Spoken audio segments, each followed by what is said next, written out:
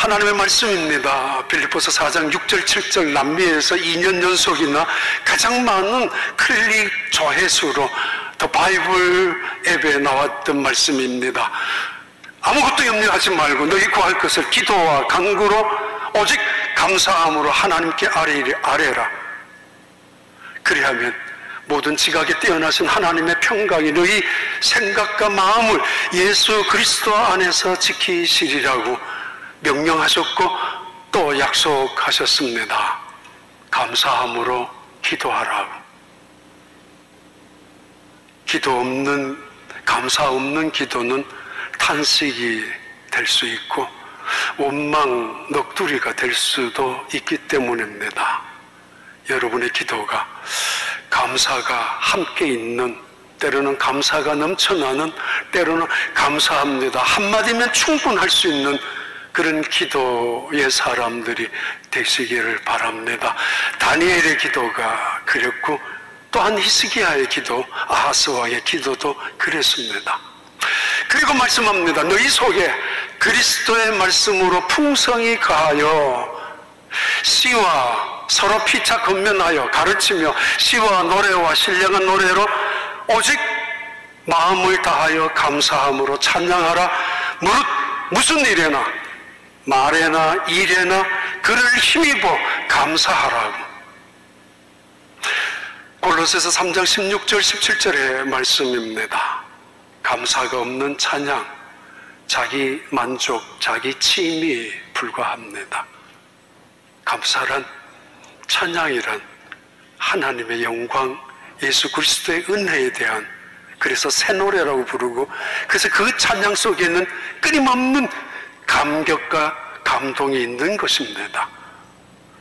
어느 순간 속에도 여러분 힘들 때, 어려운 순간에도 찬양, 그래서 찬양하다가 감사가 이루어지고, 아니 감사하면서 찬양하다가 마치 사도 바울의 감옥에서 불렀던 찬양처럼 옥토의 문을 흔들 수 있는, 쇠사슬이 풀려지는 그런 능력과 그런 영광과 거룩함의 찬양의 사람들, 그래서 언젠가는 주님 앞에 섰을 때 새 노래를 어린 양 앞에서 부를 수 있는 승리하는 사람들이 되시기를 축복합니다.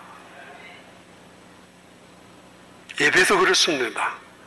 감사로 제사를 드리는 자가 나를 영화롭게 하나니, 시편 50편 23절입니다. 내가 그들 가운데, 감사로 예배드리는 사람들 가운데 나의 구원을, 나의 은혜를, 나의 축복을, 나의 능력과 그 영광을 보여주겠다고. 감사가 없는 예배, 종교인의 예배가 되고, 감사가 빠진 예배, 감동과 감격조차 없는 예배가 될 수 없고, 그 감사가 빠진 예배라면 그것은 거짓 예배, 거절받는 예배, 가인의 예배가 되고 맙니다. 하나님이 피를 통해서 받은 예배이기보다가 그 순간에는 가인과 아벨의 예배는, 아벨은 진정으로 감사의 마음으로 곡식단을 그 제물을 올려드렸다면 가인은 그렇지 못했다는 이야기입니다. 한 번의 예배를 드린다 할지라도 감사와 함께 드리는 그 예배, 그래서 하나님이 우리 속에서 그분의 구원과 그 축복과 능력과 영광으로 임재하는 그런 거룩한 예배자들이 되시기를 바랍니다. 꽤 오래전에 교회 오다가 부부가 싸웠어요. 가끔 그럴 수 있죠. 헌금 때문에 싸웠는지, 아니면 봉사 때문에 싸웠는지, 시간 못 지켜서 싸웠는지, 오다가 싸워서 결국은 교회 마당까지 와서 남편은 집으로 갔습니다. 아내가 예배를 드렸습니다. 집에 가면 틀림없이 남편이 한마디 했을 것입니다. 한마디 할 겁니다. 그렇게 거짓스러운 예배를, 그렇게 위선적인 예배를, 우리가 싸우고 화가 나서 들어갔는데 그 예배가 되느냐고. 그리고 아는 게 있잖아요. 먼저 화목하라고 했던 것처럼. 그 말을 할 뻔히 알면서도 이 아내분은 예배당에 들어와서 꾹 참고 예배를 드리기 시작을 했습니다. 그리고는 그래도 남편에게 그런 말을 들을지언정 이 자리에서 내가 거짓 또는 위선자가 될지언정 이 예배를 지킬 수 있다는 사실이 너무도 감사했고, 그러면서 그 문제 앞에서 감사해. 내가 내 남편에게 끌려가지 아니하고 이 자리에서 예배를 드릴 수 있다는 사실에 감사해서 눈물로 예배를 드렸던 어떤 여자 집사님의 간증이 있습니다. 몇 분 있죠. 그 비슷비슷한 이야기들. 뭐 오늘 어쩌면 교회 오다가 예배 차 안에서 뭐 다투었는지도 모르겠습니다만은, 감사로 예배를 드리는 자가 나를 영화롭게 하나니 내가 나의 구원으로 그에게 보이리라.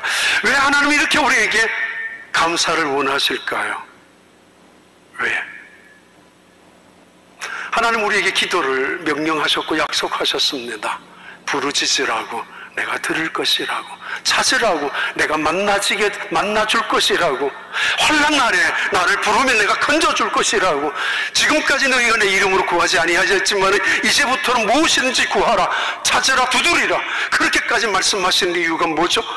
우리를 아시는 하나님, 우리의 마음 속속까지 꿰뚫고 계신 하나님, 우리에게 무엇이 필요한조차도 알고 계신 하나님이 우리에게 기도하라고 하시는 이유가 뭐죠? 믿음의 고백을 듣고 싶었어요. 그것이 믿음으로 변화되기를 원하고 믿음의 성장을 원하고 그 기도 중에 만나시는 하나님의 뜻을 깨닫게 하기 위함이며 그 기도 속에 거하신 하나님의 그 영광을 체험하기 위하여 기도하라고 하죠. 기도 없이 만나주실 수 있고 기도하지 않아도 응답하실 수 있는 분이 하나님이시고 전능하신 하나님, 그리고 천지하신 하나님 아닙니까?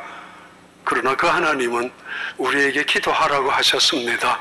믿음의 성장, 믿음의 변화, 믿음의 고백을 듣고 싶기 때문입니다. 감사하라고 생색내시는 하나님 아닙니다. 내가 이런 일 해줬으니까 너 고마워해야 돼, 그거 듣고 싶어서, 칭찬 듣고 싶어서 하는 말이 아닙니다. 그래서 절기를 지키라고 하신 것이 아닙니다. 우리에게 믿음의 크기는 감사의 크기와 비례하기 때문에, 우리에게 감사의 폭은 구원의 은혜의 폭과 비례하기 때문에, 사실 그래야 합니다. 믿음의 연륜이 깊어지면 깊을수록 감사도 커져야 하고, 우리가 신앙의 연륜이 오래라면은 오랜 시간만큼 감사의 폭도 길이도 그만큼 강해져야 합니다. 그러나 왠지 이상합니다. 익숙해지고 매너리즘 같은 습관에 빠지고 마치 어느 순간은 잊어버리고 때로는 당연하게 여기기 시작합니다. 믿을수록 깊을수록 은혜가 깊어야 하고 감사가 그만큼 커져야 하는데 감사가 줄어들기 시작하고 때로는 당연하다고 여기고 심지어 입술로만 그냥 감사하지 뭐 지나갈 때가 있습니다. 그래서 하나님은 우리를 멈추게 하시고, 그래서 하나님 우리를 돌려 세우시고 붙잡으시고 제어장치로 절기를 지키라고, 안식일을 지키라고, 유월절, 초막절, 그리고 장막절, 그리고 칠칠절, 이 절기를 지키라고. 공통점은 뭐죠? 잊어버리면 안 돼. 은혜 잊어버리면 안 돼. 감사하며 사는 거야. 그런 의미에서 2023년 또 한 번의 추수감사절을 지키는 우리, 하나님께서 우리에게 말씀하시는 감사절의 절기를 지켜야 되는 의미, 익숙했던 감사, 당연하게만 여겼던 감사, 잊어버릴 수도 있고 지나칠 수도 있는 이 감사 속에 남다른 감사, 감격의 감사, 감동을 잇는 감사, 진실하고 감사, 그리고 겸손한 이 감사가 다시 한번 회복되어지기를 원하는 마음, 그런 은혜와 그런 축복이 있는 2023년의 특별한 추수감사절 절기가 되시기를 바랍니다. 그 감사로 인해서 한 해를 마무리하고 그 감사의 마음으로 새로운 한 해를 열 수 있는 축복의 사람들이 다 되시기를 바랍니다. 학교 선생님이 화가 잔뜩 났습니다. 자기가 맡고 있는 그 반이 성적이 지난달보다가 훨씬 떨어졌기 때문에, 한국인 그렇잖아요. 성적 통계도 내고 반별로 경정도 하고 월별 고사도 있고 월말 고사도 있고 긴말 고사도 있고 일제 고사도 있고 시험을. 근데 한 번은 그 담임 선생님이 지난달보다가 더 점수가 내려가서 그 학년에서 제일 꼴찌했던 그 선생님이 자기 반에 들어가서 화가 났습니다. 지난번보다가 점수가 내려간 학생들 다 나오라고. 한 명씩 이제 전부 다 나왔습니다. 넌 지난번에 몇 점이야? 예, 80점입니다. 지금은 몇 점이야? 70점인데요. 그러면 한 대 맞아. 한 대 세게 때리고. 지난번에 70점 맞았다가 이번에는 50점 맞은 학생은 2대를 맞았습니다. 그렇게 이제 차례차례 불려지는데 30점 맞은 학생 2명이 서로 쳐다보면서 이렇게 이야기했습니다. 우리 30점 맞아가지고 나가면 7대를 맞는데 40점 밑으로 나와. 그럴 때 그때 나가자고. 한 대 덜 맞는 거 아니냐고. 그래서 자기들이 의논해서 2명이 60점, 50점 그리고 40점 나와. 그럴 때 둘이가 나갔습니다. 원래는 7대를 맞아야 되는데 2대, 6대 맞고 돌아서 나왔습니다. 들어가는 마음이 굉장히 기쁘죠. 한 대 덜 맞았기 때문에.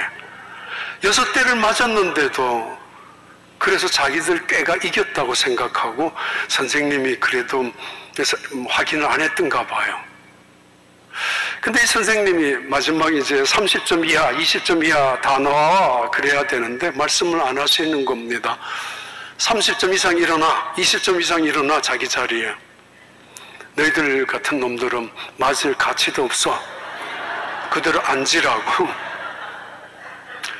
괜히 잔머리 쓰다가 그 순간에 한 대 덜 맞았을 때는 기분이 너무 좋았고 아프지도 않았는데 이제 그 말을 듣고 나서 앉아있는데 쳐다보니까 이 상처가 더 커지기 시작합니다.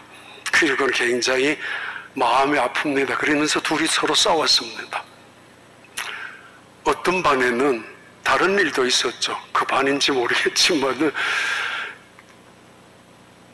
성적이 이제 점수가 지난번 점수하고 이번 점수하고 조금, 지난번에는 50점 맞았는데 이번에 40점이면 나오라고. 그러나 지난번에는 50점이지만은 이번에는 80점 맞으면 나오지 않아도 되고, 지난번 점수보다가 조금 올라간 학생은 자리에 앉고 지난번 점수보다가 내려간 학생은 다 나오라고. 그래서 일일이 이제 때리기 시작했습니다. 지난번 점수보다가 낮아진 학생들, 너희들이 평균 점수를 까먹었다고. 근데 선생님이 딱 보니까 그 자리에 있어야 될 학생이 아니라 앞에 나와서 맞아야 될 학생이 있는데 그놈이 당당하게 앉아 있거든요. 그래서 물었습니다. 야 임마, 너 몇 점 맞았는데? 예, 12점이라고. 그런데 너 나와야지. 아니, 나 지난번에 4점 맞았는데요. 4점짜리 문제 25개 중에서 지난번에는 1개 맞았고 이번에는 3개 맞았습니다. 그러니까 자기는 당당하게 앉아 있는 겁니다. 근데 선생님이 그 학생을 불러내었어요. 이리 나와, 너희는. 너는 나에게 모욕감을 주었어. 얼마나 이건 모욕감을 당했다고. 그래서 이 학생은 지난번에는 4점이지만 이번에 12점이니까 점수가 분명히 올라갔잖아요. 그러나 선생님 입장에는 빵점이든 4점이든 10점이든 이건 자존심 상하는 모욕감입니다. 절기를 지키는 거, 우리 품위도 지켜야 합니다. 하나님께 모욕감을 주시면 안 됩니다. 우리에게 어떻게 사랑하셨고 우리에게 얼마나 놀라운 구원을 베풀어 주셨는데 넌 나에게 모욕감을 주었어. 오늘 드라마 대사 같지만은 선생님이 그랬되지 않습니까? 넌 나에게 모욕감을 안겨주었다고. 또 한 번의 추수감사절 예배이지만은 전혀 어울릴 것 같지 않는 한 사람, 구약의 대표적인 선지자 중에 한 사람이었던 엘리야와 관계되는 감사의 이야기를 오늘 2023년 추수감사절 절기에 말씀드리려고 합니다. 구약의 토라의 율법의 대표자 모세입니다. 선지자, 그 선지자의 대표는 바로 엘리야입니다. 두 분 다 말씀과 연결됩니다. 우린 선지자를 나압이라고 부르기도 하는데 그 말은 죄송합니다. 호아마르 야훼, 하나님께서 내게 내 입에 말씀을 주셨어. 그 말씀을 주신 말씀을 그대로 전달하는 그 사람들을 나압이라고 불렀고 그들을 프로페시라고 선지자라고 불렀습니다. 하나님이 주신 말씀을 전달하는 것 그대로, 하나님이 보여주신 환상을 그대로 전달하는 그들을 선지자라고 했지, 입에 준 말씀도 없는데 전달하거나 보여준 환상도 없는데 전달한다면 그 선지자들을 거짓 선지자라고 불렀습니다. 아무튼 하나님의 참 선지자 중에 대표였던 엘리야, 그는 하나님의 말씀의 선지자입니다. 봐요, 열왕기상 17장 1절부터 2절입니다. 길라앗에 우거하는 자 중에 디셉 사람 엘리야가 아합에게 말하되 내가 섬기는 이스라엘의 하나님 여호와께서 살아계심을 두고 맹세하노니 내 말이 없으면 수년 동안 비도 이슬도 있지 아니하리라 하니라. 여호와의 말씀이 엘리야에게 임하여 이르시되 4절부터 7절 다시 읽어봐요. 그 시냇물을 마시라. 내가 까마귀들에게 명령하여 거기서 너를 먹이게 하리라. 그가 여호와의 말씀과 같이 하여 곧 가서 요단 앞 그리시냇가에 머물매 까마귀들이 아침에도 떡과 고기를 저녁에도 떡과 고기를 가져왔고 그가 시냇물을 마셨으나 땅에 비가 내리지 아니하므로 얼마 후에 그 시내가 마르니라. 24절도 미리 읽어봐요. 여인이 엘리야에게 이르되 내가 이제야 당신은 하나님의 사람이시오 당신의 입에 있는 여호와의 말씀이 진실한 줄 아노라 하니라. 하나님의 사람 엘리야, 그는 하나님의 사람이며 동시에 말씀의 사람입니다.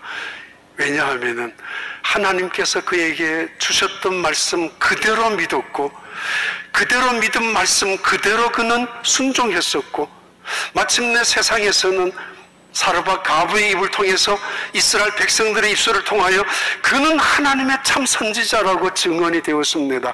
그 입에서 나오는 말씀 그대로 성취가 되었기 때문입니다.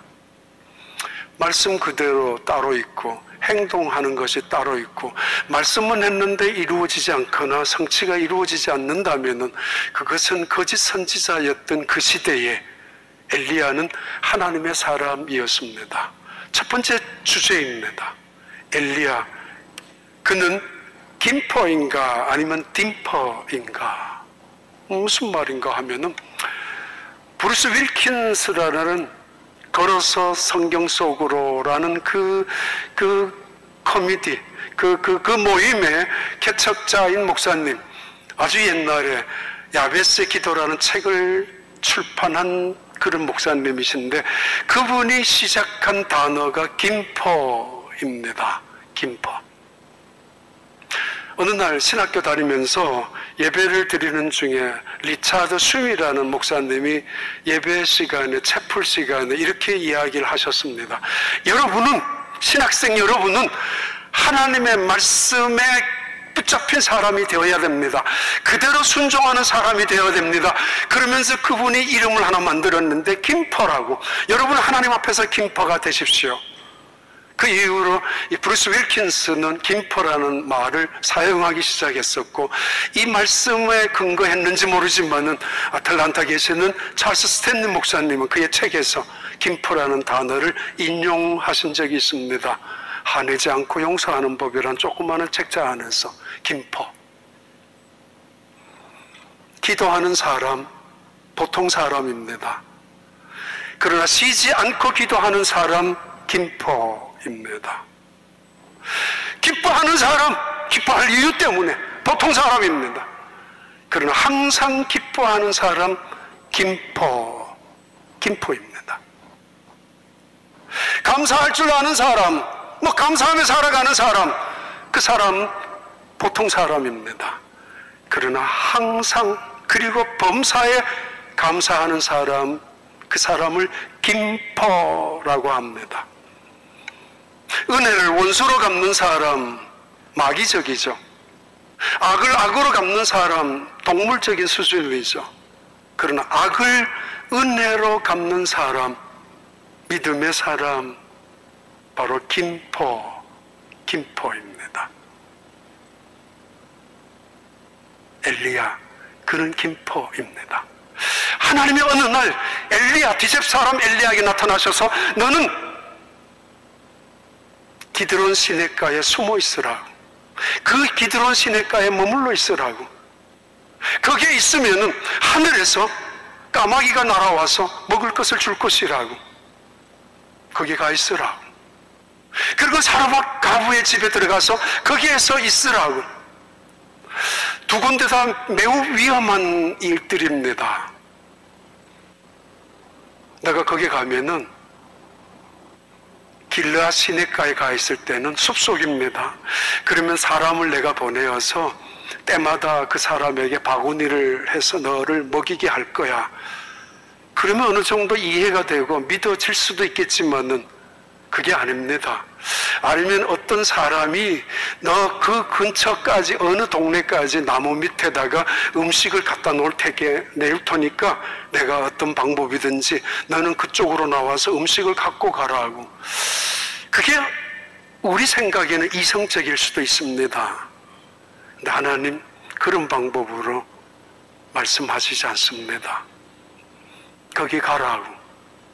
하늘에 까마귀가 날아와서 아침과 저녁에 날아와서 떡을 던져줄 것이고 고기를 던져줄 것이니까 그걸 먹으라고. 요즘 드론을 이야기하고 아마존 시대에서 별별 텍스 택배 이야기하지만 이미 하나님은 2000년, 3000년 전에 드론의 방법을 사용하셔서 정확한 지점에 정확한 사람에게 원하는 것을 떨어뜨리는 방법을 이미 예언하셨습니다. 믿어지는가요? 엘리야는 했습니다. 김포이기 때문에.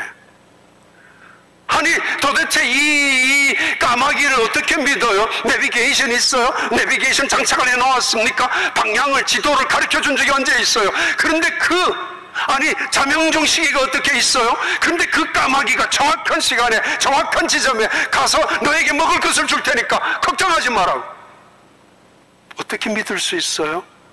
세상은 그런 사람을 광신자라고 이야기하지만은 하나님의 사람, 교회, 신앙적으로는 그가 신앙인이라고 말합니다. 광신자하고 신앙인하고는 다릅니다. 광신자는 무조건 맹목적이지만은 미친 듯이 믿는 거지만은 신앙인은 말씀하신 그분의 인격을, 말씀하신 약속하신 그분의 품성을 신뢰하기 때문에 믿을 수 있는 것입니다. 그를 김포라고 합니다. 어느 날 사르밧 가부의 집으로 가라고. 이 사르밧 땅은 그 아합 왕의 아내 이세벨의 고향이었고 적진 중에 적진한 도성입니다. 그런데 사르밧으로 가라고. 한마디 할 수 있습니다. 안 됩니다. 거기 가면은 아합 왕이 나를 찾고 있는데, 지금 아합 왕이 나를 현상 수배자로 몰아갖고 있는데 내가 어떻게 갈 수 있습니까? 아니야, 그런 말도 없었습니다. 가라고. 그는 하나님의 말씀의 사람이고 그대로 믿었고 말씀 그대로 순종했었고 순종한 그대로 살아갔던 이 사람, 그 엘리야를 김포라고 부를 수 있습니다. 언제나 하나님의 말씀 앞에 예스한 사람. 아무것도 염려하지 말고 감사함으로 하나님께 아뢰라. 너희 마음속에 감사함으로 찬양하라. 감사함으로 제사를 드리라. 감사할 수 없는 조건이, 환경이 있었죠. 불평하고 원망할 수 있는 일들이 훨씬 더 많았죠. 어떻게 감사하냐고. 오히려 명분도 있습니다. 이때 감사는 오히려 거짓이고 아니 가짜가 아니냐라고 할 수도 있겠지만은 억누르고 감사를 찾아갈 때 결국 감사가 이기는 것입니다. 감사는 절대적인 것이기 때문입니다. 골로새서 3장 10절부터 나오는 말씀이죠. 너희는 감사하는 사람이 되라고 이야기 드렸잖아요. 희망을 부르면 희망이 찾아오고, 희망이 찾아오면 그냥 오는 게 아닙니다. 행복도 같이 오게 되죠. 그러나 절망을 부르기 시작하면 절망은 언제나 우리에게 죽음을 몰고 오게 됩니다. 내가 감사를 선택하고 감사를 부르기 시작하면 그 감사에는 기쁨이 찾아오고 행복을 누릴 수 있는 수만 가지의 지혜가 열리게 되지 않습니까? 힘, 지혜와 능력이 나타나지 않습니까? 그러나 불평을 부르면, 불평을 하기 시작하면 결국은 온 세상은 불평이 되고 맙니다. 그 유명한 톨스토이의 첫 번째, 그 안나 카레니아의 그 첫 번째 문장이지 않습니까? 온 세상에 행복한 사람은 나름대로의 비슷한 이유를 갖고 있다고. 그러나 온 세상에 불행하게 살아가는 사람들은 다 각자 고만고만한 각자 핑계와 구실과 이유가 다 있다고. 전 세계 책들 중에서 가장 유명한 어록 중에 첫 번째 문장으로 시작하는 말입니다. 행복한 사람은 비슷한 이유로 다 행복하고, 감사할 줄 아는 사람은 다 비슷한 이유로 감사한다고. 그러나 불행한 사람은, 불평하는 사람은 나름대로 수만 가지의 핑계나 수만 가지의 구실 때문에 불평하고 불행하게 살아간다는 말입니다. 그 유명한 제라드 다이아몬드라는 총균세의 저자도 같은 말을 했죠. 성공하는 사람은 사실 엇비슷하다고, 노력도 할 줄 알고, 그리고 긍정적인 마인드도 가지고, 실패를 실패로 여기지 아니하고 오히려 희망을 갖는 사람들은 성공하는 공통점이 아니냐고.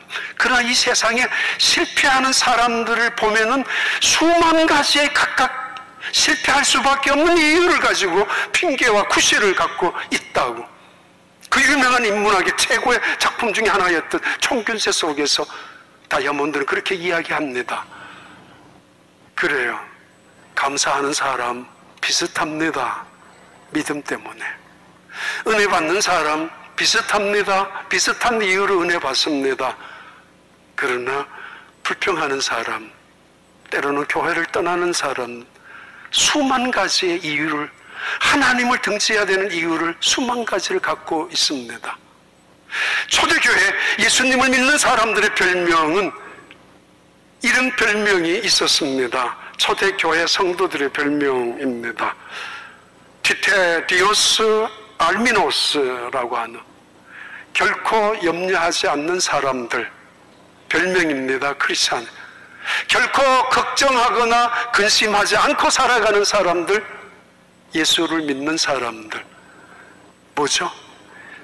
도저히 감사할 수 없는 상황인데, 걱정, 근심 밖에, 두려움 밖에 없는 그 사람들인데, 그들의 입에서 감사의 기도가, 그들의 입에서 감사의 찬양이, 그들이 모여서 감사의 예배를 드리고 있단 말이에요.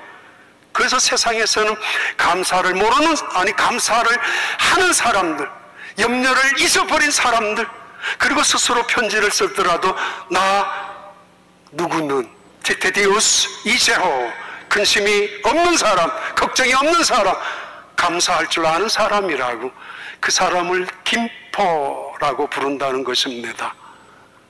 또 하나 있죠.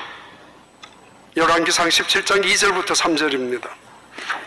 여호와의 말씀이 엘리야에게 임하여 이르시되 너는 여기서 떠나 동쪽으로 가서 요단 앞 그리 시냇가에 숨고. 그 다음에 8절부터 9절까지. 여호와의 말씀이 엘리야에게 임하여 이르시되 너는 일어나 시돈에 속한 사르밧으로 가서 거기 머물라. 내가 그곳 과부에게 명령하여 내게 음식을 주게 하였느니라. 하나님은 엘리야에게 말씀하셨습니다. 너가 왕에게 가서 말하라고. 내 말이 없으면 비가 내리지 않을 거라고. 도대체 이 말을 어떻게 할 수 있어요? 어떻게 믿어져요? 그러나 그는 김포입니다. 하나님의 말씀은 반드시 이루어진다고 믿었기 때문에, 내 말이 없으면, 다시 말하면 하나님의 말씀이 없으면 하늘의 문은 닫히고 말 것이라고 당당하게 하셨습니다. 그는 김포입니다. 또 하나, 그는 하나님이 숨겨놓는 사람입니다. 그리 시냇가에 숨어 있으라고, 사르밧 과부의 집에 머물러 있으라고. 그리고 나타날 때는 18장 1절에 아방에게 다시 이제는 나타나라고 말씀하십니다. 숨기시는 하나님, 드러내시는 하나님. 이때 엘리야를 조모 크리스찬이라고 부를 수 있을 것입니다. 제가 만드는 것입니다. 이 단어는 원래 덴마크에 있는 벤 스팽크만이라는 사람이 지은 책, 절제의 기술이라는 책 속에 나오는 단어입니다. 포모, 조모가 있습니다.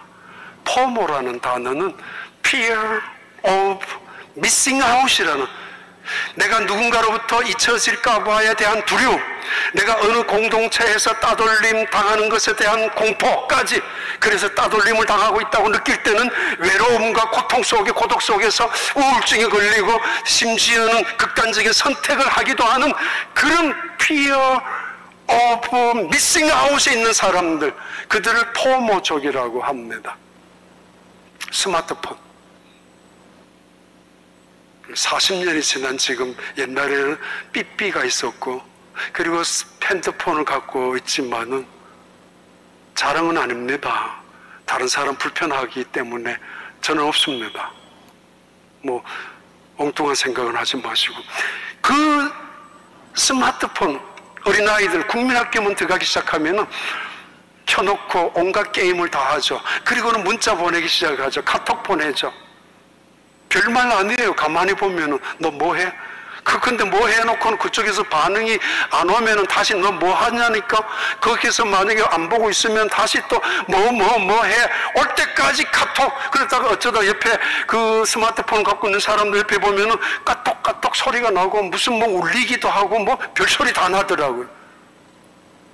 그래야 안심이 되는 사람들, 그래야 따돌림을 안 당하고 있는 것처럼 의식하고 있는 사람들. 포모 시장도 있고, 포모, 그래서 뒤처지지 아니하고 시장을 개척하거나 때로는 증권에 투자하는 사람들. 그런데 하나님은 우리에게 조모족이 되기를 원하십니다. 물론 따돌리고 인생을 살아가는 것이 아니라 joy of missing out, 기꺼이 자발적으로, 자원적으로 다른 사람으로부터 멀어지기입니다. 하나님은 지금 엘리야를 하나님의 말씀을 외치게 하고는 숨어 있으라고, 아니 어쩌면 비겁합니다. 꽁무니를 빼고 있습니다. 도망자입니다. 뭘 숨어있어? 싸웠으면 당당하게 싸움을 선포했으면 같이 싸워야지. 근데 하나님은 아니라고. 넌 숨어 있어야 돼. 지금 시간은 너는 낮추어야 돼. 너는 지금 이 자리에 있어야만 돼. 하나님이 보호하는 시간, 하나님이 감추시는 시간, 하나님이 너는 사라밧 가부집에 머물러 있으라고, 어쩌면 다른 사람들에게 잊혀질 수도 있는 그 시간을 하나님은 거기에 있으라고 말씀하십니다. 멀어짐의 기쁨, 뒤처지는 자의 기쁨, 홀로 있는 자의 기쁨, 그 기쁨만이 아니라 하나님과의 영성을 회복하는 기쁨, 광야의 영성, 하나님과의 교제 속에서 풍성함을 느끼는 기쁨, 예수 그리스도의 그 십자가의 영성, 그 광야의 기도를 통해서 우리에게 보여주었던 것처럼, 이 절제의 기술을 말했던 스벤 브링크만은 5가지의 절제를 말합니다. 포모족이 극복되기 위해서, 또는 조모족이 진심으로 즐거움을 회복하기 위해서는 2가지가 공통점으로 반복됩니다. 감사할 줄 알라고, 기뻐할 줄 아는 사람이 되라고. 다 가지려고 하는 거 거기서 절제하고, 선택하려고 하는 거 절제하고, 모든 욕심을 버리는 거 언제나 절제하면서, 덴마크 사람들이 1인 1가족이 많다고 그래요. 그래도 전 세계에서 행복한 민족 중에서 1, 2, 3등 안에 덴마크도 들어가지 않습니까? 그들이 가지고 있는 절제의 기술, 감사할 줄 아는 사람들, 작은 것에도 기뻐할 줄 아는 사람들.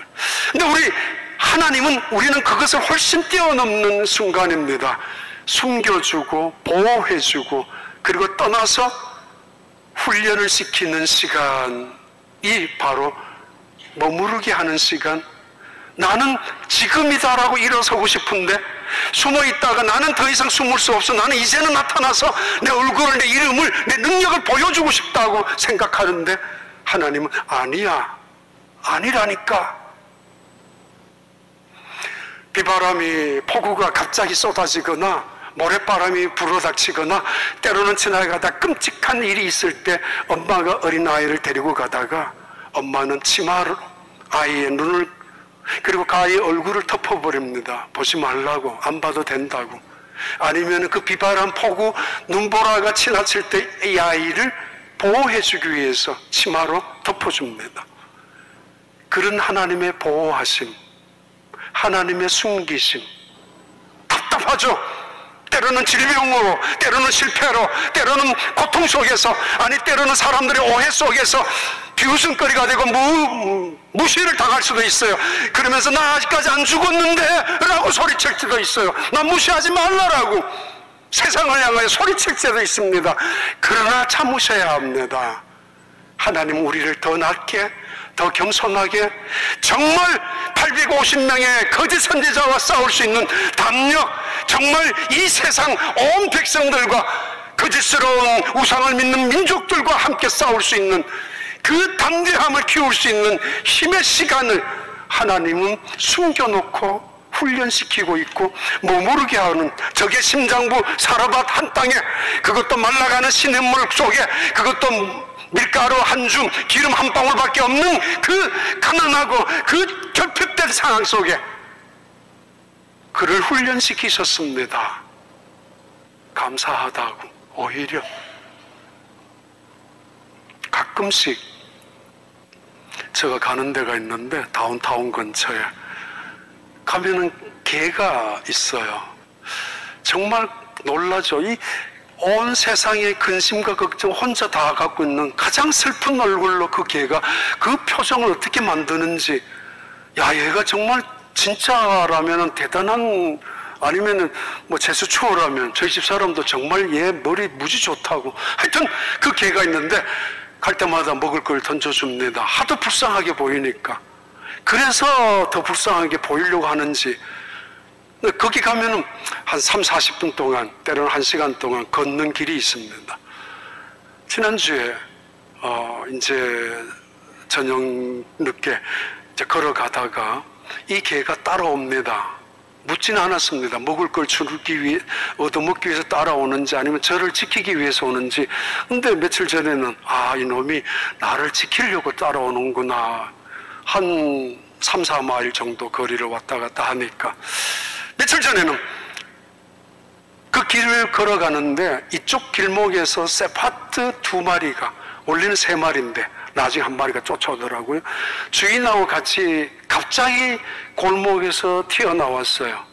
그러니까 항상 이 먹이를 얻어먹던 강아지, 개, 좀 덩치도 있습니다. 근데 불쌍할 정도로 자기 스스로 겸손합니다. 아직 그 개가 얼마나 겸손한지. 뒤에 따라옵니다. 제가 가다가 멈추면은 지도 멈추고, 어쩌다가 지가 앞에 가면은 기다립니다. 내가 따라오도록, 내가 앞에 가도록. 항상 몇 발자국 뒤에 뭐가 아는 것 같아요. 근데 개 이야기에서 정말 초중히 미안한데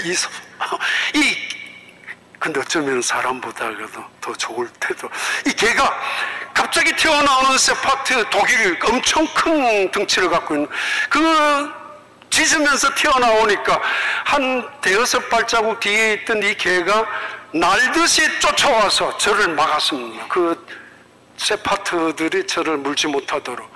물론 물지 못해 줄을 갖고 묶여 있었으니까. 근데 그걸 모르고 있는 이 뒤에 개가 저를 지켜주려고 막아주었습니다. 그런 중에 저는 팍 하고 넘어졌죠. 시멘트 바닥에 제 얼굴이 그대로 부딪혀서 이거 이러다가 뼈가 부러졌는가? 라고 느낄 정도로 넘어졌습니다. 고마움을 아는 이 개, 우리 집에도 강아지가 2마리나 있어요. 뭐 요즘도 그렇지만 집에 들어가면 한 10초 반갑게 꼬리를 흔들고 인사합니다. 한 며칠 있다가 다른 지역에 갔다가 오면은 한 30초쯤 해요. 안 만나는 시간만큼 길어져요. 근데 그것으로 끝이에요. 근데 할 만큼 했다고. 근데 봐요. 그놈들 먹여주죠, 재워주죠, 그리고 샤워시켜주죠, 또 병원에도 데려가잖아요. 근데 이놈들은 저들은 할 건 다 했어. 네 인사하고 기쁘게 맞이했잖아. 그 다음에는 아무리 들락날락 그래도 쳐다보지도 않습니다. 슬쩍 보고 지나갑니다. 당연하다고. 근데 이 홈리스인지 모르지만 저희 집사람 홈리스가 아니고 이 개가 주인 있다고 그러지만 가면은 만나는 이 개는 너무도 고마워해요. 가끔씩 우리 주변에 다니는 홈리스들 밤중에 그 중에 한 명 큰 개를 끌고 다니는데 손수레에 태워서 끌고 다녀요. 물었죠, 오래전에. 왜 이러느냐고. 이 개가 암에 걸렸는데 머리부터 발끝까지 암이 다 퍼져 있다고. 며칠 전에는 손에는 장갑을, 발에는 양발을 신겨놓고 있더라고요. 그러면서 늘 그래서 그분 홈리스가 너 패스터 너 때문에, 너 기도하기 때문에 얘가 지금 아직까지 살고 있다고. 그 흑인 그런 말 잘하잖아요. 근데 제 생각에는 이 외로운 흑인에게도 이 개도, 암에 걸린 이 개도 서로가 의지하지 않습니까? 이 흑인은 그 지나가는 말을 하죠. 너 기도해줘서 고맙다고. 엘리야, 가장 최악의 상황 속에 놓여 있었던 사람 엘리야, 하나님이 숨겨줬는데 숨겨진 자리가 산성이나 요새가 결코 아닙니다. 말라가는 시냇물입니다. 없어지는 물입니다. 거기서 뭘 마시겠다고. 그러나 거기에 있으라고, 숨어 있으라고. 언제까지? 하나님이 새로운 미션이 있을 때까지는 너 스스로 일어서지 말라고. 사라밧 가부 집에 갔는데도 여전히 먹을 것이 없는 그 집에서 철저하게 훈련받습니다. 조모의 훈련을 통하여 그는 감사가 무엇인지 배우게 됩니다.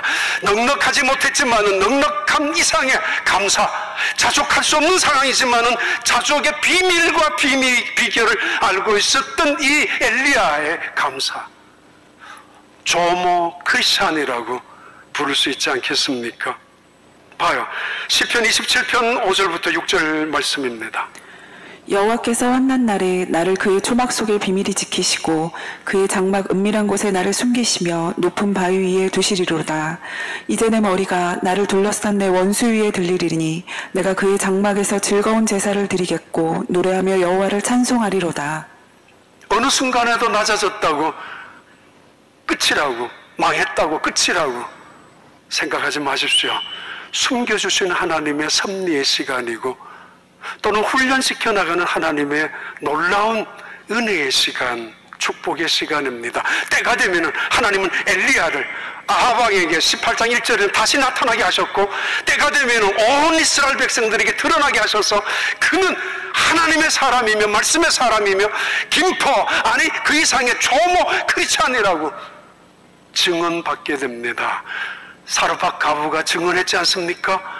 당신은 하나님의 사람입니다. 당신은 당신의 입에서 나오는 말씀 그대로 이루어졌습니다 라고 하고 있지 않습니까?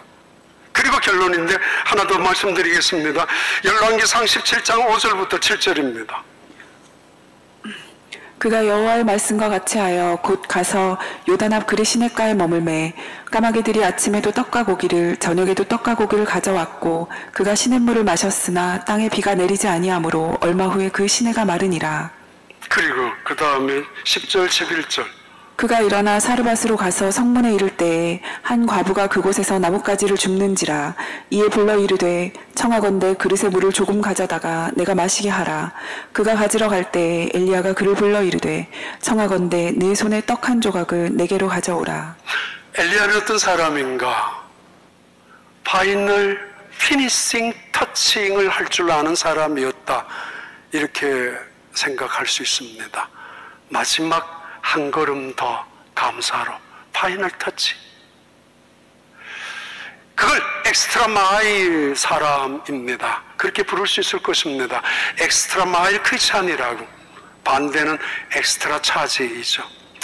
교회를 여러 번 건축도 했죠. 우리 여러분들이 봉사를 많이 해서 시설 여러 번 바꾸기도 하고, 그럴 때마다 설계대로 할 수도 있지만은 설계를 체인지 오더 할 수 있습니다.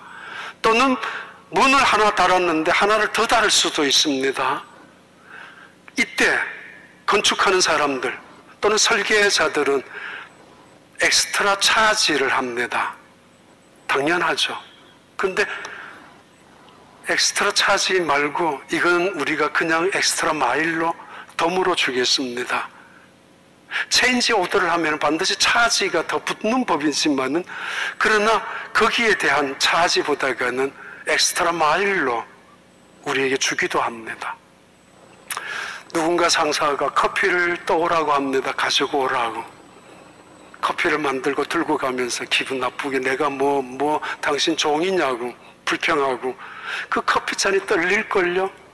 갖다 준다고 그 주인이, 상사가 그 표정을 모르겠습니까? 라면 하나 끓여달라고 배가 고픈데, 기분 나쁜 이 집에 가서 뭐 먹기나 식당에 가서 먹지 뭐야, 내가 무슨 하우스키퍼냐고, 요리사냐고. 그러면서 라면은 끓여가고 계란도 넣어가지만은, 그러나 그 속에 침을 뱉을 수도 있죠. 그걸 엑스트라 차지하는 사람들의 모습이지만은, 커피 한 잔을 들고 가면서 종이를 함께, 접시도 함께, 어떤 사람은 거기에 꽃까지 옮겨가는 거, 엑스트라 마일이죠.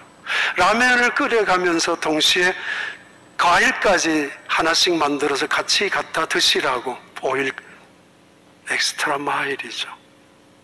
성경 속에서는 그 이야기를, 너희가 오리를 가자고 하거든 누군가가 10마일로 가게 하고, 내가 오리까지 따라왔는 거, 이것만 해도 피곤해 죽겠고, 이것만 해도 내가 얼마나 희생했고, 내가 이것만 해도 죽지 못해서 당신 때문에 마지 못해서 했지만 나는 이젠 더 이상 안 해. 그런데 성경은 10마일 더 가라고. 누군가가 너에게 겉옷을 뺏어갔다면 이것 뺏어가 뺏긴 겁니다. 억울합니다. 피해자입니다. 왜 나만 이렇게 당해야 합니까? 난 다시는 안 해. 아니, 당연한 거 너 그만큼 가져갔으면 됐지 않느냐라고, 나 이제 끝이야 라고 할 수 있고, 나는 할 만큼 했다라고. 그런데 속옷까지 주라고, 엑스트라 마일.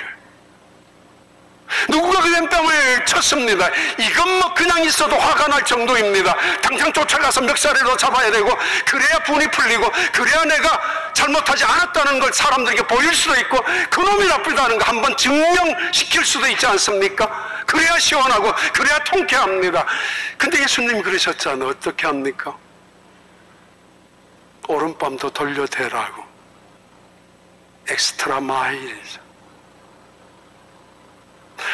감사는 선택이라고 그랬죠. 그러기 행복도 선택입니다. 부를 대로 오는 것입니다. 이 세상에 당연한 것은 아무것도 없습니다. 그래서 하나님 우리에게 절기를 지키라고 구석구석마다 익숙해지지 아니하도록, 잊어버리지 아니하도록, 때로는 당연한 것이라고 여기지 못하도록 우리에게 안식일도, 유월절도, 칠칠절도, 맥주절도, 그리고 오순절, 장막절, 초막절도 지키라고. 왜요? 은혜 있으면 안 돼. 사람은 감사할 줄 알며 살아가는 것이야. 좋은 습관은 어렵습니다. 좋은 일을 하는 건 쉽지 않습니다. 그 나쁜 것은 쉽게 하게 마련입니다. 선한 일일수록 매우 중요한데 노력이 필요합니다. 악한 짓일수록 노력 안 해도 저절로 다 되는 것입니다. 근데 하나님은 아시기에 저절로 될 수 없기에 절기를 지키라고, 억지로라도 때로는 감사하라고, 해보라고. 그러면 감사가 꼬리를 물게 될 것이며, 감사의 문이 열리게 될 것이며, 이 세상에 감사만큼 기적을 만드는 지혜가 없다라고. 성공의 비밀도 감사에 시작하는 거 아니냐라고. 엑스트라 마일의 크리스찬 엘리야, 기드론 시냇가에 있는데 하늘에서 까마귀가 정확한 시간에 정확한 때에 먹을 것을 가다 주다가 점점 그런데 시냇가가 말랐습니다. 근데 그는 한 발 더 나가기 시작합니다. 여전히 하나님을 원망하지 않습니다. 지금 이제 일어서야 될 때입니까? 라고 말하지 않습니다. 여전히 하나님의 시간을 기다립니다. 사르밧 가부의 집에 갔습니다. 물밖에 없는 그 집, 떡 한 조각 만들 수밖에 없는 거, 그런데도 물 가지고 오라고, 떡 가져오라고. 이게 뭐예요? 이게 무슨 하나님의 종입니까? 갖고 오라고, 내가 먹겠다고. 그런데 이상한 일이 벌어지죠. 그 집에 기름이 떨어지지 않았고, 그 집에 마지막 남았던 한 줌의 밀가루였지만 그릇마다 밀가루 반죽을 할 수 있을 만큼 가득 채워졌습니다. 더 나아갑니다. 이 집에 아들이 없는 것 같았어요. 그래서 엘리야는 이 집에 아들을 낳게 하고 아들을 자라게 합니다. 할 만큼 했잖아요. 기름 채워줬으면 됐고 기름 밀가루 그만큼 줬으면 됐지 무슨 아들까지. 그러나 엑스트라 차지가 아니라 엑스트라 마일로 마지막 파이널 터칭을 감사함으로, 감사의 마음이죠.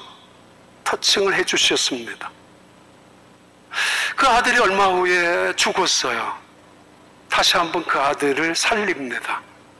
하나님이 이 엘리야에게 이제는 하나님께 그 아합 왕에게 나타나라고 그때 나타나서 하나님이 말씀하신 그 이상을 세상에 선포합니다. 누가 하나님인지 거짓 선지자들 다 올라오라고 갈멜산에서 한 발 더 나아가서, 그리고는 한 발 더 나아가서 하늘에서 불이 내리기 위하여 싸움을 하자라고 그 지역에 갈멜산 꼭대기에 물을 갖다 붓습니다. 물기가 없어야 불이 떨어지고 물기가 없어야 장작에 불이 탈 텐데 이 엘리야는 한 발 더 나아가서 물을 흘러가게 하라고. 믿음입니다. 엑스트라 마일을 걷는 사람의 태도입니다. 워싱턴 DC에 펜실베니아 에비뉴에 엑스트라 마일이 있죠. 70명의 사람들의 동판을 새기기 위하여 하고 있는 중에 지금 24번째까지 얼굴의 동상이 하나가 그 땅에 새겨져 있습니다. 어떤 사람은 적십자를 세운 사람, 어떤 사람은 로타리 클럽을 세운 사람, 어떤 사람은 미국의 인권운동을 한 사람, 노예 해방을 시작한 사람, 자기에게 인생에 주어져 있는 일들보다 한 발 더 나아가서 이거는 안 해도 누군가로부터 비판도 받지 않아도 되는, 이거는 나와는 상관도 없는 일이지만은 그러나 이 일을 통하여 누군가에게 기쁨이 되고 이 일을 통하여 하나님께 영광이 된다면, 나는 희생밖에 안 했는데 나는 이제는 죽어도 그렇게 살고 싶지 않아, 나는 그렇게 살았지만 딸에게 너는 그렇게 살지 말라라고 말하고 있는 친정 어머니들도 있지 않습니까? 우리는 너무 희생하고 살았다고. 근데 그게 오늘의 우리의 자식을, 가정을 키운 거 아닙니까? 엑스트라 마일, 이만큼이면 됐다라고, 더 이상 못한다라고 하는 그 순간에 엑스트라 마일. 정반대도 또 하나 있죠. magnificent라는 아주 웅장하고 거대하고 아주 대단한 마일을 인생을 살아간 사람도 있지만은, 그러나 아주 소박한 인생이지만은 늘 마지막에 감사할 줄 아는 사람들. 자주 이야기하죠. 집사님 수고했어요. 아니죠. 저가 감사하죠. 이 일을 한다는 게. 더 감사하죠. 내가 이런 봉사를 한다는 게. 그래요. 그런 하나님의 사람들, 그러니까 야고보서 5장 10, 말라기 4장 5절 읽고 지나갈까요? 예, 빨리. 보라, 여호와의 크고 두려운 날이 이르기 전에 내가 선지자 엘리야를 너희에게 보내리니. 예, 하나님은 그 선지자를 다시 보내시겠다고, 하나님도 엑스트라 마일로 엘리야를 한 번 더 사용하시겠다고, 그리고 야고보서 5장 17절 18절 말씀합니다. 엘리야는 우리와 성정이 같은 사람이로되 그가 비가 오지 않기를 간절히 기도한즉 3년 6개월 동안 땅에 비가 오지 아니하고 다시 기도하니 하늘이 비를 주고 땅이 열매를 맺었느니라. 기도하겠습니다. 하나님 아버지, 조금만 더 가지려는 욕심보다는 조금만 더 감사하는 마음을 가져서 마지막 우리의 손길을 터치하고 마지막 우리의 입술을 통하여 하나님께 영광을 돌리는 하나님의 사람들, 감사의 사람들이 되게 하여 주옵소서. 2023년 한 해를 마무리하면서 감사절을 지키는 이 자리에 있게 해주신 하나님 정말 감사합니다. 오늘의 감사가 내일의 감사가 되게 하시고, 작은 감사가 큰 감사가 되게 하시고, 이 감사가 기쁨과 행복이 되게 하시고, 아니 이 감사가 구원의 깊이와 하나님의 은혜의 크기가 되게 하여 주시옵소서. 세상을 이기는 지혜와 능력이 우리의 진정한 감사 속에 담겨 있게 하여 주시고, 고난과 고통과 슬픔과 아픔 속에서도 우리 입술 속에 감사의 찬양을 통하여 옥토의 문이 열릴 수 있는 기적을, 그 은혜를 경험하는, 맛볼 수 있는 하나님의 사람들, 온 교회가 되게 하여 주시옵소서. 예수님 이름으로 기도하옵나이다. 아멘.